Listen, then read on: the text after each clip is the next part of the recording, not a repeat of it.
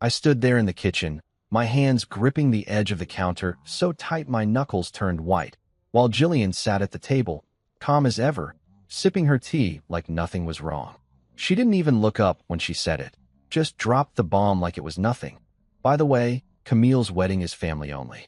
She thinks it'll be less awkward if you don't attend. My stomach twisted, and I felt the air get sucked out of the room. Less awkward? For who?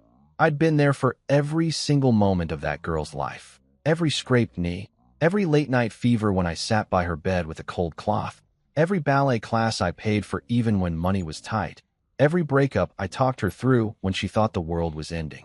And now, my own daughter's wedding, the day I'd dreamed about since she was little, the day I'd pictured myself walking her down the aisle, and I wasn't even on the list.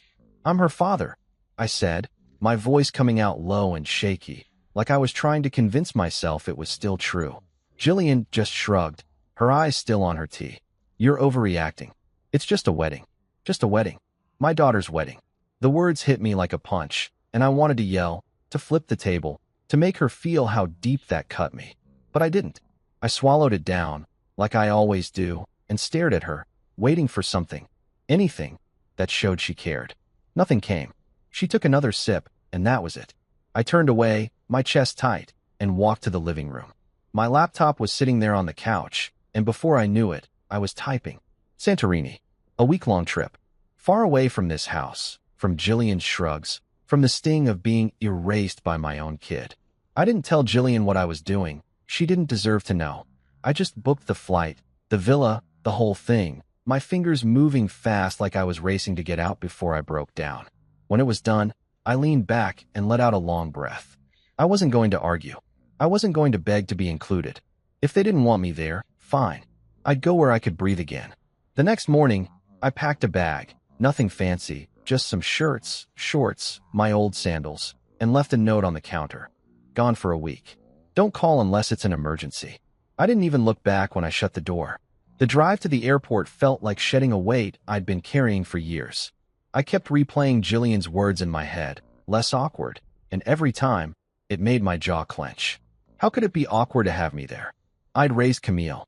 I'd been the one who stayed up all night building that dollhouse she wanted for Christmas when she was 6, the one who drove her to every recital, the one who told her she was enough when some jerk broke her heart in high school. And now what? I was the outsider. By the time I boarded the plane, I was done thinking about it. The hum of the engines drowned out the noise in my head, and I stared out the window as the ground fell away. Santorini was waiting, blue water, white houses, a place where I could be something other than the guy who wasn't good enough for his own family. I didn't know what I'd find there, but I knew one thing. I wasn't going to let them ruin me. Not Jillian, not Camille, not anyone. I'd spent too long being the one who held it all together while they took me for granted.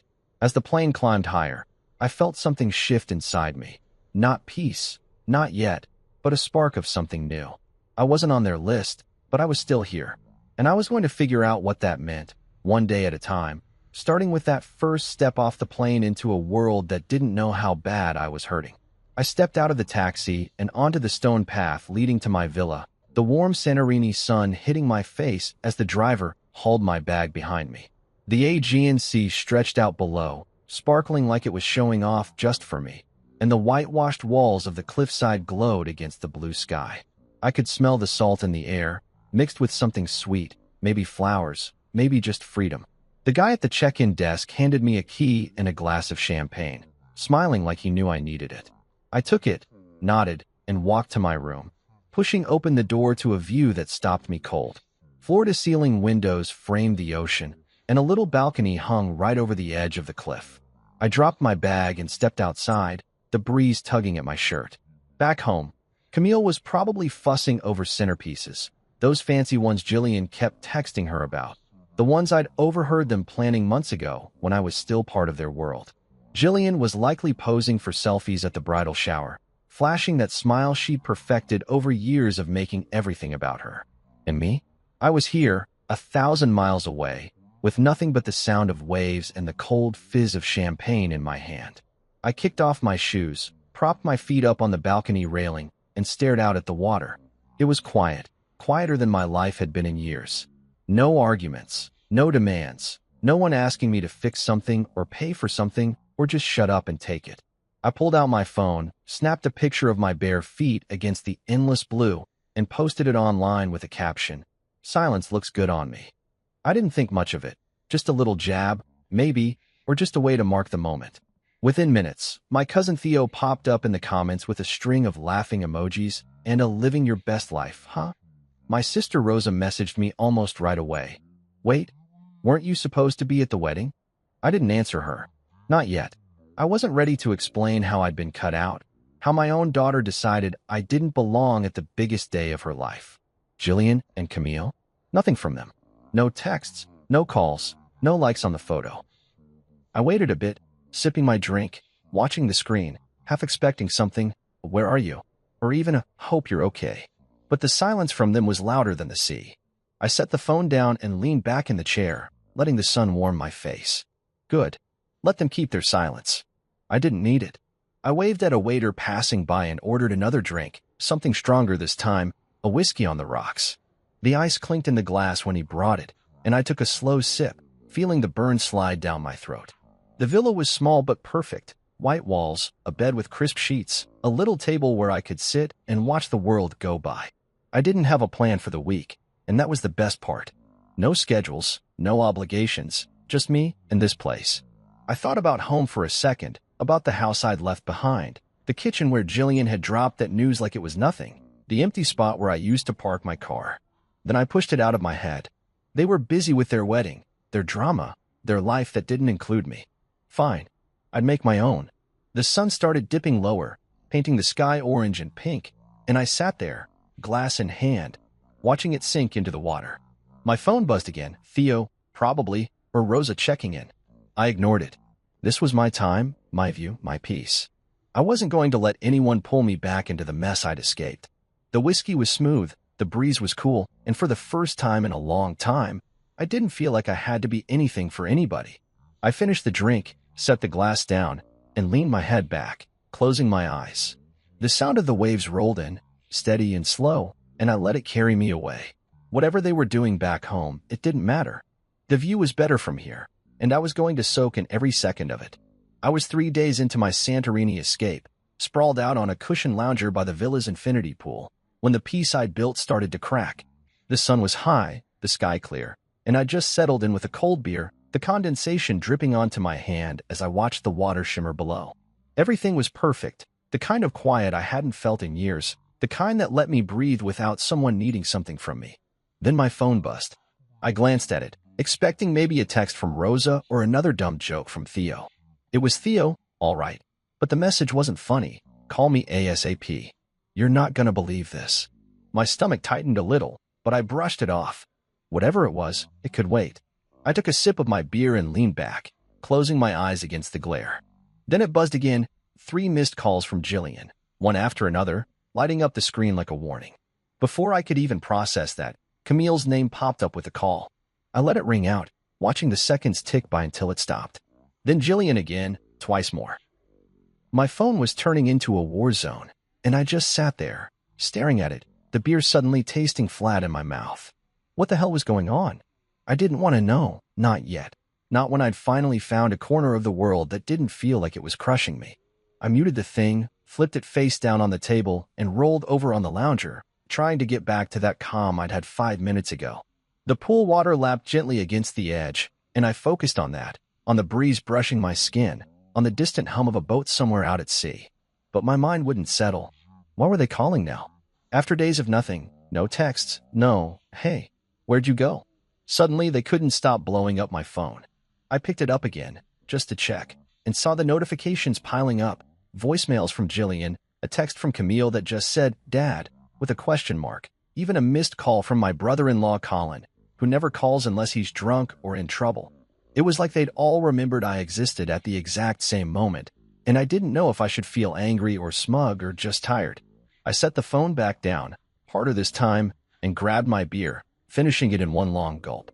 If I wasn't important enough to be at Camille's wedding, why should they be important enough to ruin my day? I'd spent years being the guy who picked up the phone, who dropped everything to fix their messes, Jillian's fights, Camille's crises, Colin's dumb decisions. Not this time. I waved at the waiter walking by and ordered another beer, my voice steady even though my chest felt tight. He brought it quick, and I cracked it open, the hiss cutting through the quiet. I took a sip and stared out at the horizon, trying to push the buzzing out of my head. They'd made their choice when they left me off that list. Jillian with her shrugs, Camille with her silence. They didn't get to decide now that I mattered. I pictured them back home, probably scrambling after something went wrong, thinking good old dad would swoop in like always. Maybe the flowers didn't show up, or the cake was late, or someone said something stupid at the rehearsal dinner. Whatever it wasn't my problem. I leaned back, the sun warming my face, and let my mind wander to simpler things, the taste of the beer, the way the water looked like glass, the fact that I didn't have to be anywhere or do anything. My phone buzzed again, vibrating against the table, but I didn't even flinch. Let it ring. Let them leave their frantic messages. I wasn't their safety net anymore. I finished the beer, set the empty can down, and stretched out on the lounger, my arms behind my head. The pool sparkled in front of me, and the sea stretched out forever beyond it. This was my space, my time, and they weren't welcome here. I closed my eyes, the warmth sinking into me, and decided I'd deal with them later, maybe tomorrow, maybe never. For now, I was done. The phone could buzz all it wanted. I wasn't picking it up. I woke up to the soft sound of waves crashing below my villa, the morning sun sneaking through the curtains and warming the room. It was day 4 in Santorini, and I'd started to feel like a different man, lighter, like I'd left more than just a suitcase behind. I stretched, rolled out of bed, and padded barefoot to the balcony, coffee in hand, letting the sea air wake me up properly. My phone had been off since yesterday's barrage of calls, and I wasn't in a hurry to turn it back on. Whatever mess was waiting for me could stay there. I was halfway through my coffee, watching a fishing boat bob on the horizon, when I finally caved and powered it up, just to check the time, I told myself. The screen lit up with notifications, but one stood out, a long text from Camille, sent at 3 a.m. our time. Dad, please call me. I messed up. That was it. No details, no explanation, just those words staring back at me. I set the phone down and took a deep breath, my gut telling me something big had gone down. But I wasn't ready to dive in yet. I finished my coffee, slow and deliberate, letting the bitter taste ground me. Then I scrolled back through the missed calls and voicemails, Jillian, Colin, even Aunt Noelle, but I didn't listen to them. Instead, I called Theo. He picked up on the second ring, his voice loud and amused. Man, you picked the perfect week to disappear, he said, laughing. That wedding? Total disaster. I leaned against the railing, the phone pressed to my ear, and listened as he laid it out. Turns out, Camille and Bryce didn't even make it to the cake cutting before it all fell apart. Bryce found some text on her phone from her ex, late-night messages from the night before the wedding, and lost it. They fought right there in front of everyone, voices raised, guests shifting awkwardly in their seats. Then Bryce's mom jumped in, yelling at Jillian, saying she'd pushed Camille into the marriage or some nonsense like that. Colin, true to form, got sloppy drunk and started shouting at the DJ for playing the wrong song. Theo said half the guests bailed before the first dance, and the rest just sat there, watching the chaos like a bad movie. No speeches, no sparkler send-off, no happy ending, just a big, ugly mess. I stood there, the sun climbing higher, and felt a strange mix of nothing. No shock, no sadness, just a blank space where I thought I'd feel something. So, yeah, Theo finished, still chuckling, you didn't miss much. I thanked him, hung up, and stared at Camille's text again. I messed up. Yeah, she did. But it wasn't my job to fix it, not this time. I could picture it so clear, Jillian spinning around, trying to smooth things over with that fake smile, Camille crying into her bouquet, everyone looking for someone to blame. And me? I wasn't there. They'd made sure of that. I set the phone down and walked back inside, grabbing my sandals and a towel. I didn't call her back. I didn't call Jillian either. Instead, I booked a massage at the Villa Spa, something with hot stones, the kind of thing I'd never bothered with before. The lady at the desk smiled and said I'd feel like a new man after. Good, I thought. That's what I want. The massage room smelled like lavender, and the table was warm against my back as I lay there, the therapist's hands kneading the knots out of my shoulders. I closed my eyes and let my mind drift, not to the wedding, not to Camille's tears or Jillian's excuses, but to the sound of the sea outside, the way the air felt clean here. They'd had their fairy tale day, or at least they tried, and it blew up in their faces. I wasn't smug about it, but I wasn't sorry either. I'd spent years being the one who held everything together, paying the bills, calming the fights, making sure everyone got through. And the one time I stepped away, it all crumbled. Maybe that should have made me feel needed, but it didn't. It just made me glad I was here, not there. The massage ended, and I walked out looser, lighter, the sun still high overhead. I grabbed a gyro from a stand down the street, greasy, warm, perfect, and sat on a bench overlooking the water, eating slow. My phone stayed quiet in my pocket. I didn't check it again. Whatever they wanted, it could wait. They'd figure it out, or they wouldn't. Either way, I was done running back. I was sitting on the balcony that evening, the sky turning a deep purple as the sun dipped below the horizon, when my phone lit up again. The air was cool, and I had a glass of red wine in my hand, the kind the waiter recommended, dry, strong, the way I liked it. I'd spent the day walking the cliffs, letting the sun burn away the last bits of tension in my chest, and I was finally starting to feel like this trip wasn't just an escape but something more. Then Jillian's name flashed on the screen. 3 voicemails, back to back, left sometime that afternoon. I sighed, set the wine down, and stared at it for a minute, debating whether to listen. Curiosity won out. I hit play on the first one, and her voice came through, sharp and familiar, like she was scolding me through the phone. "Look, I don't know where you are, but this is ridiculous. If you'd just been here, maybe Camille wouldn't have felt so cornered. Call me back." The second one was softer, but still dripping with that tone she used when she wanted me to feel guilty. "I'm sorry, okay? I didn't think it'd turn out like this. Just, we need to talk." The third was shorter, clipped, like she was annoyed I hadn't jumped at the first 2. "Fine, keep ignoring us. But this isn't helping anyone." I leaned back in the chair, letting the words sink in. Cornered? If I'd been there? So now it was my fault. My absence was the reason their perfect little wedding imploded. I almost laughed, but it caught in my throat, turning into a bitter snort. She was good at that, twisting things so I'd feel like the bad guy for not being where they didn't want me in the first place. Then Camille tried FaceTiming me. Her name popped up, the little ringtone jarring against the quiet. I watched it buzz, her picture flashing, that old photo from her high school graduation when she still hugged me without thinking twice. I hit decline and set the phone face down.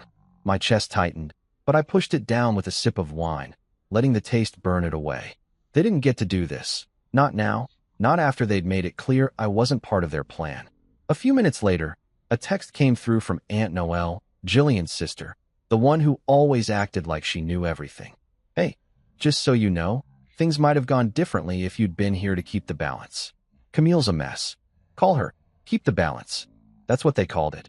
Me being the one who stayed calm, who fixed the fights, who paid the bills and drove the car, and made sure everyone got through whatever mess they'd made.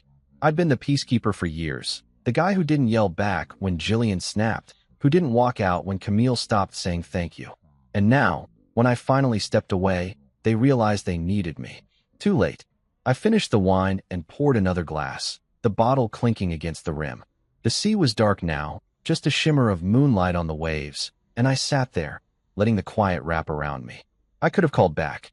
I could have picked up for Camille, listened to her cry, told her it'd be okay like I always did. I could have answered Jillian, let her talk me into coming home to sort out their chaos. But I didn't. For the first time, I didn't feel that pull, that itch to be the one who made it right. I liked this, the distance, the freedom, the way I didn't owe them anything anymore. I thought about the wedding, what Theo had told me, Bryce storming off, Jillian scrambling, Camille breaking down. I could see it so clear, them looking around, expecting me to step in, to smooth it over like I'd done 100 times before. But I wasn't there, and they didn't know how to handle it. Good. Let them figure it out. I stood up, stretched, and walked back inside, leaving the phone on the table. The villa was cool and quiet, the bed waiting with its crisp white sheets. I didn't need to be their hero, not tonight, not ever again. I climbed in, the wine still warm in my system, and closed my eyes. They'd made their choice when they left me off that list, and I'd made mine when I got on that plane. If they needed me now, they'd have to wait. I was done being the fallback guy. Sleep came easy, and I didn't dream about them at all. I was sitting at a little seaside restaurant that night, the kind with wobbly wooden tables and lanterns flickering in the breeze, when my phone rang. The air smelled like salt and grilled fish, and I had a plate of fresh seafood in front of me, octopus, shrimp, some kind of white fish I couldn't name, all drizzled with olive oil and lemon. I'd spent the day swimming in the clear water off a black sand beach, letting the waves knock me around until I was too tired to think. Now, with a glass of cold white wine in my hand, I felt good, better than good, like I was finally settling into this new version of myself. The phone buzzed against the table, and I saw Rose's name flash up. I almost didn't answer, didn't want anything breaking this moment, but something told me to pick up. "Hey," I said, leaning back in the chair. She didn't even say hello, just started laughing, so hard I could barely make out her words. "Oh my God, you missed a show," she finally managed, her voice cracking with glee. And honestly, it was beautiful watching them realize what life is like without you keeping everything glued together. I set the wine down, a grin tugging at my mouth, and listened as she spilled it all. After the wedding fell apart, things got worse. Camille had a full meltdown in front of the guests, tears streaming, mascara running, when Bryce walked out, leaving her standing there in her big white dress. Jillian tried to play it off, flitting around with that tight smile, but Rosa said you could see the panic in her eyes. She kept looking for someone to fix it, someone to take charge, and then it hit her. The only one who ever did that was me, and I was 3,000 miles away. Rosa cackled through the phone, painting the picture, Colin slurring insults at the bartender, Aunt Noelle whispering loud enough for everyone to hear that it was Jillian's fault, the DJ packing up early because no one was dancing. "They didn't know what to do without you," Rosa said, catching her breath. "It was like watching ants when you kick the hill." I speared a piece of octopus with my fork and chewed slow, letting her words sink in. I wasn't surprised, not really. I'd always been the glue, the one who stayed steady when everyone else lost it. Birthday parties, holidays, fights over money, I was the guy who made sure the lights stayed on and the yelling stopped. And now, without me, they'd crumbled. I didn't feel sorry for them. I felt satisfied, maybe, like karma had finally showed up, right on time. Camille cried for an hour. Rosa went on. Jillian kept saying, "You should have been here," like that would have saved the day. But you know what? They didn't want you there until they needed you. She paused, then added, "I'm proud of you for staying gone." I swallowed the food, the tangy lemon cutting through the richness, and took a sip of wine. "Yeah," I said, my voice low. "Me too." We talked a bit more about her kids, about the weather back home, then hung up. I sat there, the night settling in around me, the sound of the waves mixing with the clink of dishes from the kitchen. The restaurant was half empty, just a few locals chatting over beers, and I liked how small it felt, how far away from everything I'd left. I pictured Camille in her dress, sobbing, and Jillian spinning her excuses, and for the first time, it didn't hurt. It didn't pull me back.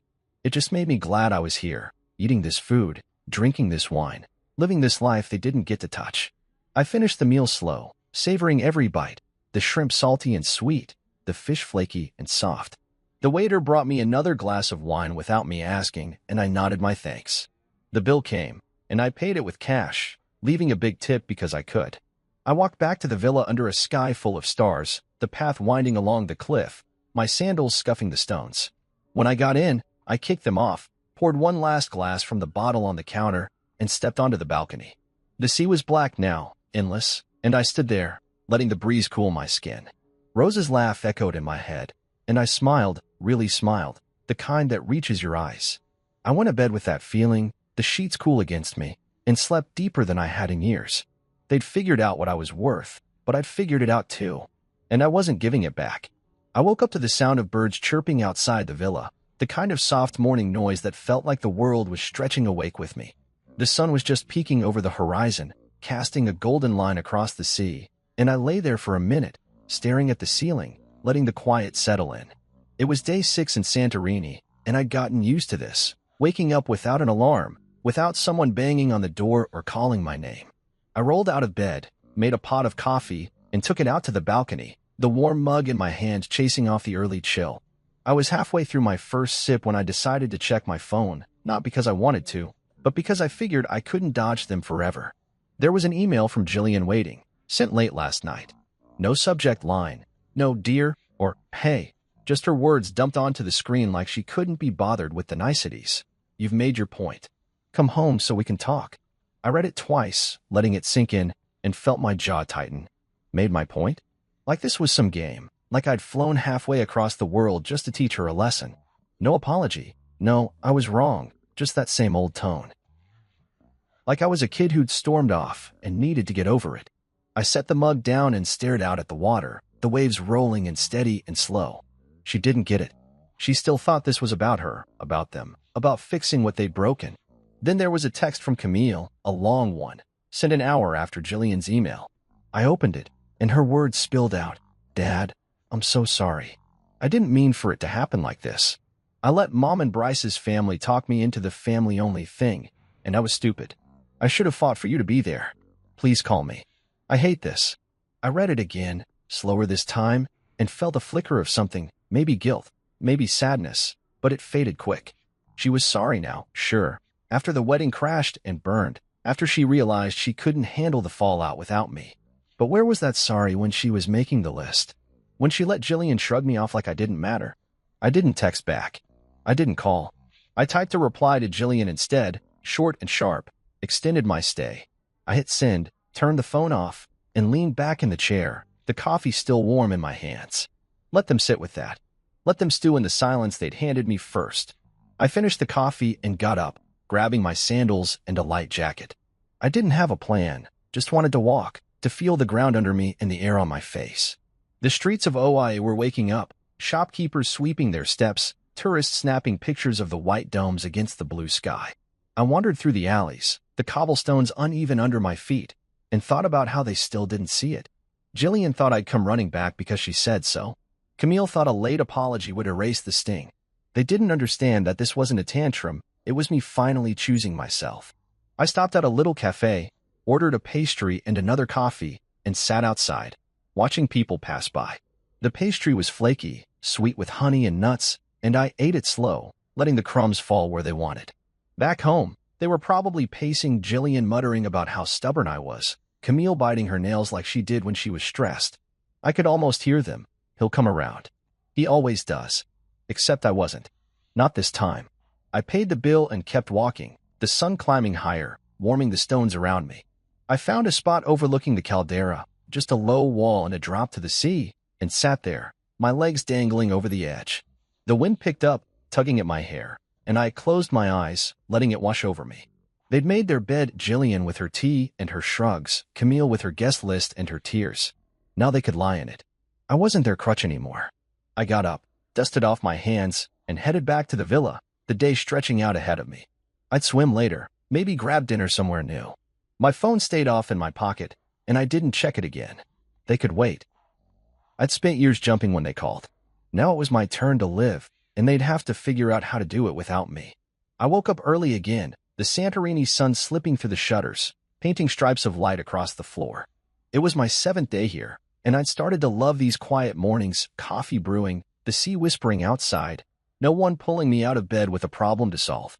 I took my mug and stepped onto the balcony, the air still cool from the night, and sat there, letting the warmth of the cup seep into my hands. The view was the same as always, blue water, white cliffs, but it felt different today, like I was seeing it clearer. Maybe because I was starting to see myself clearer too. I sipped the coffee, slow and steady, and let my mind wander, not to Jillian's emails or Camille's texts, but further back, to all the years I'd spent fading into the background of their lives. It hit me as I sat there, the waves crashing below, how long I'd been invisible. I thought about my birthdays, how they'd forget until the last minute, Jillian tossing me a card she'd grabbed from the gas station, Camille saying, "Oh yeah, happy birthday, Dad," like it was an afterthought. I remembered the way they'd introduce me at events. "This is just Dad," like I was a piece of furniture, something you don't notice until it's gone. Jillian had a way of filling every room, her laugh loud, her stories big, and Camille picked it up young, learning to shine while I stood behind them, quiet, steady, paying the bills. I'd driven across town more times than I could count, picking Camille up from dance when it rained, fixing Jillian's car when it broke down, hauling boxes when they decided to redecorate on a whim. I'd paid for it all too, ballet shoes, prom dresses, that fancy dinner when Camille graduated, the one where they thanked the waiter more than me. And the chaos, God, the chaos. Every fight they had, every time Jillian stormed out or Camille slammed her door, I was the one who calmed it down, who talked them back to normal, who made sure the house didn't fall apart. They'd laugh about it later. "Oh, Dad's so boring, always so serious," and I'd smile, thinking that's just how it was. I leaned back in the chair, the coffee going cold, and stared out at the sea. Boring. That's what they called it. Me keeping everything together, me making sure they had what they needed. I'd been the backdrop to their lives, the guy who held the frame so they could paint whatever picture they wanted. And what did I get? A shrug. A less awkward excuse.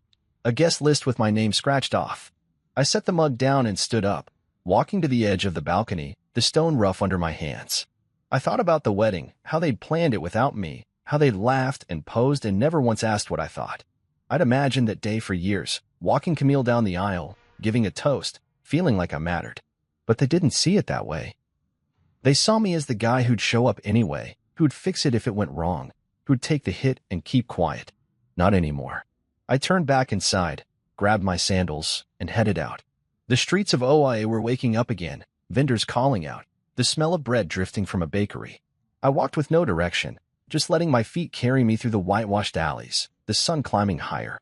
I passed a little shop selling paintings, bright colors, scenes of the sea, and stopped, watching the artist dab at a canvas. He didn't notice me, just kept working, lost in his own world. I envied that, being in the middle of something, not just holding it up for someone else. I kept going, the cobblestones warm under my soles, and found a bench overlooking the water.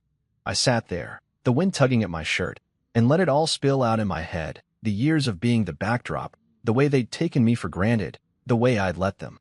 It wasn't just the wedding. It was everything. I'd given them my time, my money, my patience, and they'd given me nothing back, not even a seat at the table. I stayed there a long time, the sun moving overhead, until my stomach growled and I realized I hadn't eaten. I got up, found a taverna, and ordered a plate of grilled fish and a beer. The food was simple, good, and I ate alone, watching the sea. I wasn't the backdrop here. I was the one eating, drinking, living. And I wasn't going back to that old role, not for Jillian, not for Camille, not for anyone. I woke up to the sound of the sea again, gentle and steady, like it was calling me out of bed. It was my 8th day in Santorini, and I felt different, like the weight I'd carried for years was finally starting to lift, not all at once, but piece by piece. I made coffee, same as always, and took it to the balcony, the morning sun soft on my face. The air smelled clean, salty, and I sipped slow, letting the warmth wake me up. Today felt open, like I could do anything, and I decided to head to the beach, somewhere quiet, away from the crowds. I grabbed a towel, my sandals, and a bottle of water, then walked down the winding path from the villa, the stone smooth under my feet. The beach was small, tucked between cliffs, with dark sand that glittered in the light. Hardly anyone was there, just a few locals and a woman sitting alone near the water, reading a book. I dropped my stuff, kicked off my shoes, and waded in, the waves cool against my legs. I swam for a while, letting the current tug at me, feeling strong and free in a way I hadn't in years. When I came back to shore, dripping and salty, the woman looked up from her book and smiled, a small, easy smile, like we'd already met. "Good swim?" she asked, her voice warm, accented with something I couldn't place. "Yeah," I said, grabbing my towel. "Best part of the day so far." She laughed, and we started talking nothing big, just simple stuff about the island, the water, the way the sun hit the cliffs. Her name was Serena, a widow traveling alone, and she had this calm about her, like she'd seen enough to know what mattered. We sat there on the sand, the waves lapping close, and swapped stories. She told me about raising her son, how he'd moved off to university and left her with an empty house. I told her about Camille, not the wedding, not yet, just the early days, the recitals, and the late-night talks. We both knew what it was like to pour everything into a kid and then watch them build a life without you. There was no pressure in it, no need to impress, just two people sharing a moment. The sun climbed higher, and we decided to grab a drink at a little shack up the beach. We ordered wine, white and crisp, and sat at a rickety table, the sea stretching out in front of us. She laughed at my dumb jokes, and I liked how her eyes crinkled when she did. We talked more, about how exhausting it is to always be the responsible one, how you can love someone and still need to let go. I didn't tell her about the guest list or Jillian's emails, but I didn't have to. She got it, the quiet ache of being left behind, the relief of finding your own space. The afternoon slipped away, easy and slow, and as the sun started to dip, we walked back to the water, wine glasses in hand. We stood there, barefoot in the shallows, watching the sky turn orange and pink, then purple. Neither of us said much, just let the silence sit between us, comfortable, real. For the first time in forever, I wasn't waiting for someone to need me, wasn't aching to be seen. I was just there, with her, with the sea, and it was enough. When it got dark, we said goodnight, No promises, no plans, just a nod and a smile. I walked back to the villa alone, the night air cool against my skin, feeling lighter than I had in days. I poured one last glass of wine and stepped onto the balcony, the stars bright overhead. I pulled out my phone, snapped a picture of myself, sunglasses on, wine in hand, the ocean dark behind me, and posted it with a caption. Turns out overreacting feels like peace. I didn't check for likes or messages, just set the phone down and leaned against the railing. Serena's laugh echoed in my head, and I smiled, sipping slow. This was what I'd been missing. Not the big moments, not the thank yous I never got, but this, a day that was mine, a memory I didn't have to fight for. I wasn't sorry for leaving, wasn't sorry for staying. I finished the wine, the glass cold in my hand, and went inside. The bed was waiting, and I climbed in, the sheets soft against me. Sleep came fast, and I dreamed of the sea, not of home, not of them, just the waves and the open sky. I woke up on my last day in Santorini with the sun already high, streaming through the villa's windows like it was urging me to get moving. I'd slept hard, deep, the kind of sleep that leaves you feeling new. My flight home was that night, and I could have spent the day packing, worrying about what I'd find when I got back, but I didn't. I made coffee, took it to the balcony, and stood there, watching the sea sparkle under the morning light. 9 days here, and I wasn't the same guy who'd stepped off that plane, hurt, angry, running from a guest list that didn't have my name. Now, I felt solid, like I'd built something out here, something they couldn't touch. I finished the coffee and decided to hike, one last taste of the island before I left. I grabbed my sandals, a bottle of water, and headed out, following a trail along the cliffs. The path was rough, winding up through rocks and scrubby bushes, the sun hot on my back. I walked steady, my breath even, feeling the burn in my legs and liking it. The view opened up at the top, blue water stretching forever, white houses clinging to the hills, and I sat on a flat stone, wiping sweat from my forehead. My phone buzzed in my pocket, and I pulled it out. Camille again, another missed call, the third that week. I hadn't answered any of them, hadn't listened to the voicemails piling up from her and Jillian. I stared at her name on the screen, then turned the phone off. I wasn't ready, not yet. I got back to the villa by noon, showered, and packed slow, folding my shirts, tucking my sandals into the bag. I'd heard from Rosa a few days ago. Jillian had moved into Aunt Noelle's to give space, whatever that meant.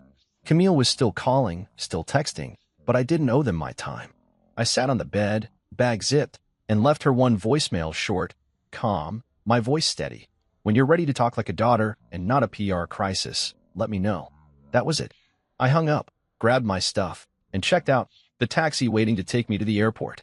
The flight home was long, but I didn't mind. I watched the clouds out the window, the world shrinking below, and felt a quiet kind of strength, like I'd claimed something back out there. When I landed, the air was colder, sharper, and I drove home in the dark, the house empty when I walked in. Jillian's stuff was gone, her coats, her shoes, the clutter she always left on the counter. It didn't feel lonely, it felt clean. I dropped my bag, poured a glass of water, and stood in the kitchen, the silence thick around me.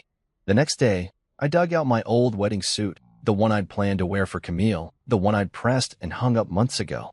It felt heavy in my hands, like a memory I didn't need anymore. I drove it to a charity shop downtown, handed it over with a nod, and walked out lighter.